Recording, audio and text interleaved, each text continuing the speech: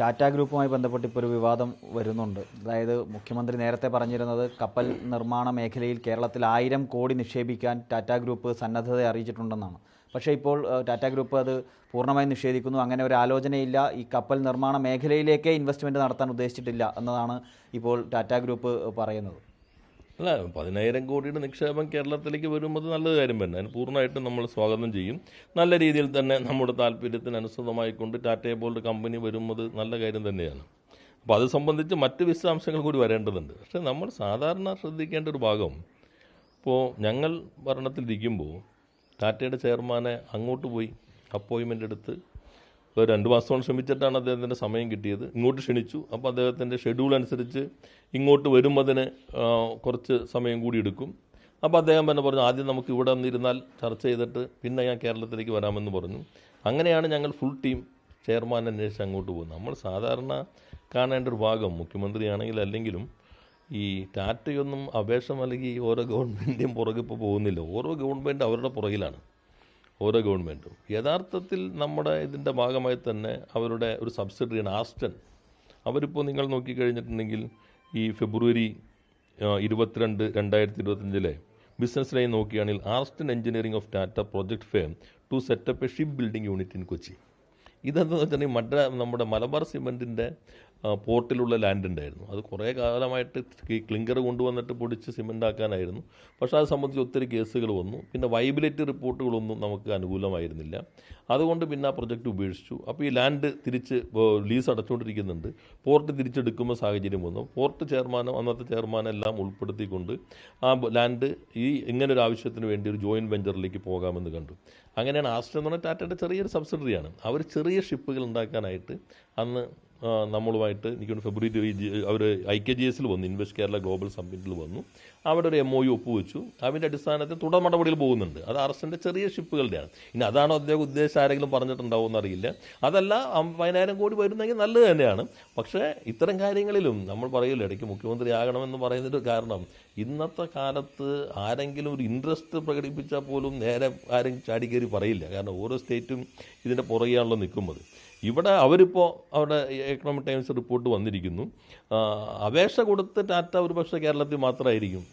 കടലാസിൽ അപേക്ഷ കൊടുത്തിട്ട് ഇത്രയും വലിയ ഇൻവെസ്റ്റ്മെൻറ്റ് ഞങ്ങൾ നടത്താമെന്ന് തയ്യാറായിരിക്കുന്നത് കേരളത്തിൽ മാത്രമായിരിക്കും. അത് നല്ല കാര്യമായിരിക്കും.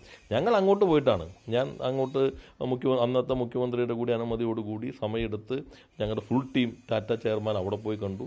അതിൽ പ്രധാനമായിട്ട് ഉന്നയിച്ച കാര്യം, TCS നമ്മൾ 37 ഏക്കർ ഇവിടെ കൊച്ചി കാക്കനാട് കൊടുത്തിട്ടുണ്ട്. അതിൻ്റെ നിർമ്മാണത്തിലേക്ക് എത്തിയിരുന്നില്ല. അങ്ങനെ അതാണ് പ്രധാനമായിട്ടും. പിന്നെ ഏതെല്ലാം ഹോസ്പിറ്റാലിറ്റി ITCയുടെ നിർമ്മാണം, അത് സംബന്ധിച്ച് 2 സ്ഥലങ്ങൾ ITC ഗ്രൂപ്പിൻ്റെ അവരോട് വന്നിരുന്നു. ITC അല്ല, ടാറ്റയുടെ തന്നെ താജിന് വേണ്ടി അവർ ഒരു വലിയ കൺവെൻഷൻ സെൻ്ററാണ് ചന്ദ്രശേഖർ അതിൻ്റെ ചെയർമാൻ അന്ന് ഞങ്ങളുടെ മുൻപിൽ വച്ചത്. വലിയൊരു കൺവെൻഷൻ സെൻറ്റർ അവർക്ക് താല്പര്യമുണ്ട്. കൂടാതെ ഇത്തരത്തിലുള്ള TCSും മറ്റ് TCSൻ്റെ പ്രവർത്തനം മുന്നോട്ട് കൊണ്ടുപോകണം. പിന്നെ ഇവിടുത്തെ ഇലക്ട്രോണിക്സ് കമ്പനികൾക്കും വേണ്ടി അവരുടെ ആവശ്യമായിട്ടുള്ള ചെറിയ ചെറിയ ഒരു ക്ലസ്റ്ററുകൾ ഉണ്ടാക്കുക. അവർക്ക് ആവശ്യമായിട്ടുള്ളത് ഇവിടെ തന്നെ ഉണ്ടാക്കാവുന്ന ക്ലസ്റ്ററുകൾ. ഇങ്ങനെ 3-4 നിർദ്ദേശങ്ങളാണ് ഞങ്ങളന്ന് ഡീറ്റെയിൽ ആയിട്ട് ചർച്ച ചെയ്ത് അതിനുശേഷം പിന്നീട് സെക്രട്ടറി ലെവലിലുള്ള ചർച്ചകൾ നടന്നിരുന്നു. അത്തരം ചർച്ചകൾ മുന്നോട്ട് കൊണ്ടുപോവുകയാണ് യഥാർത്ഥത്തിൽ വേണ്ടത്.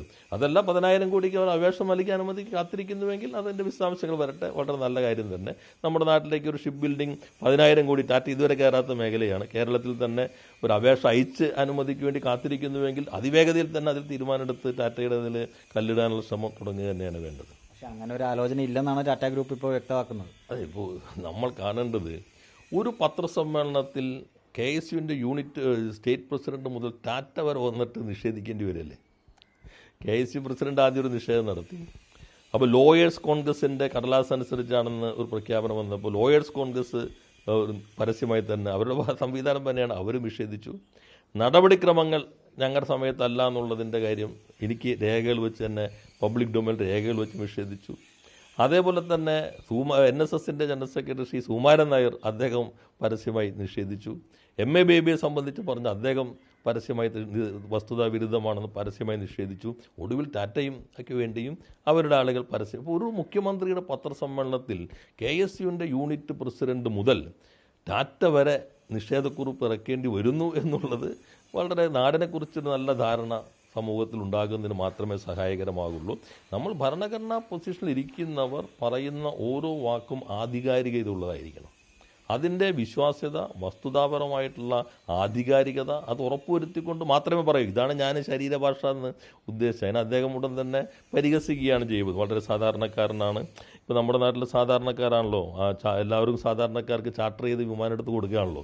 അങ്ങനെയുള്ളവരാണല്ലോ നമ്മുടെ നാട്ടിൽ സാധാരണക്കാർ. അപ്പോൾ അങ്ങനെയാണ് അത് നോക്കേണ്ടത് തന്നെ. ഇനി നിക്ഷേപം വരുമ്പോൾ ഞങ്ങൾ കുറേ ശ്രമിച്ചതാണ്, കുറച്ച് ഭാഗം വന്നു. ഇനി പുതുതായി അതിൻ്റെ കൂട്ടത്തിൽ ഇതുകൂടി വരുന്നെങ്കിൽ നല്ല കാര്യം തന്നെ.